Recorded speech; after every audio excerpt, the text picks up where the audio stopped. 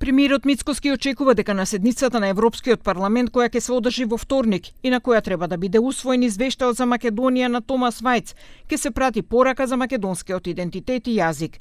Вели дека изминатиот период во Брисел постои силен притисок од бугарски европратеници за измена на овој извештај, во кој се говори за посебноста на македонскиот идентитет и јазик. Очекувам силна порака од Европскиот парламент за македонскиот идентитет, за македонскиот јазик, иако морам да признам овие денови добив многу вознемирувачки информации кои што доаѓаат таму за една силна активност на одредени политичари во Брисел, там дека успеавме некако да го амортизираме оној удар кој што повторно некој сакаше да го нанесе врз македонскиот идентитет и јазик, до формулирајќи го, дообјаснувајќи го со модерен или сегашен. Председателот на СДСМ Венко Филипче од денешната трибина Македонија понижена, една година влада на ВМРО-ДПМН, вели дека власта ја одзела европската иднина на младите.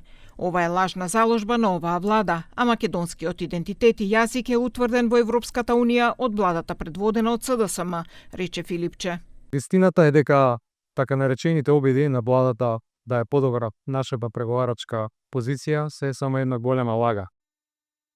Затоа што и јазикот и идентитетот се целосно утврдени и обезбедени во сите документи кои што ги изработи нашата влада, а се дел од така наречениот француски пред.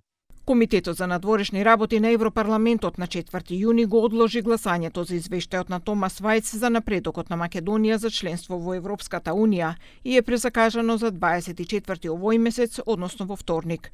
За тогаш бугарските европратеници имаат поднесено амандмани на извештајот, а дел од нив бара дури и воопшто да не се презентира.